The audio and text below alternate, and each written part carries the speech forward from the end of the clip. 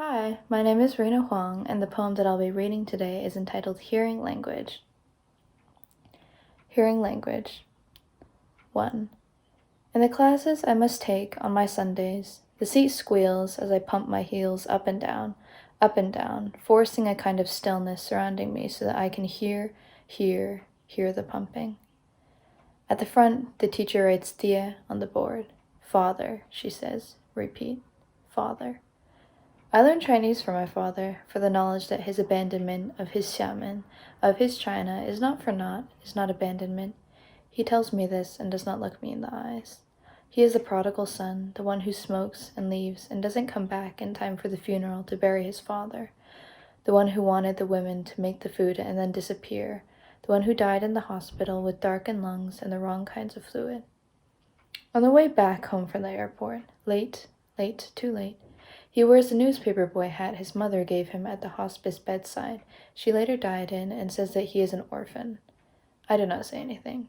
My father does not cry, but at that moment he looks almost fetal, curling into the wheel. Dear, I think. How curious that death and fathers are so linked. In English and Chinese, he is my father, speckled with the remains of a family he left behind, the ones he chose to leave. Dear, dear, dear. How pleading it can be. I want you, it seems to say. I want you to look at me. 2. My mother says my eyes are pretty. She means large, but she says pretty because that's what it means to her.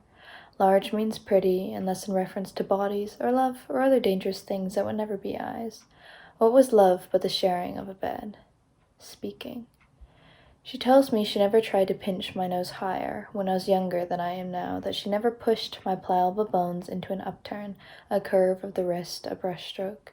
She says it because Chinese mothers usually do, usually birth babies that do not cry in hospitals, already submissive to the white walls of the pregnancy floor, Chinese noses flat on their faces, foreigners. I was American, she said. I cried. 3. When I hear foreigners speak Chinese, there is a distinct lilt to their voice, an angular quality to their syllables, as if each character is a punch-down. I imagine them practicing their accents in the mirror, watching their mouths move like lizards darting across sun-touched asphalt. They speak with wide-open mouths and careless tongues, confident in their false language. It's wrong, I want to tell them. You're wrong.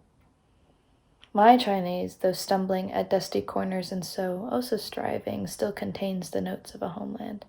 My voice matches those who share my face, my uneven brow bone and too small mouth. I have needed to rasp in order to be listened to, in order to hear my own syllables reflected back towards me. It is these differences, these tonal differences that I carry with me. My speech will always be tinged with my Chinese, my R's a little rounder, my S's a little softer. In Chinatowns, I wander like a child, small under the wings of crooked buildings and boarded-up windows, faded awnings splashed with once existent color. Each store leans, each restaurant sways with the wind. I think of reds and luck and the wealth in a culture I exist in tandem with, a town built for necessity, maintained out of love, continuously in construction. And I think there's something so beautiful about being unfinished, in holding potential, always in pursuance of more ambition, of more space. Thank you.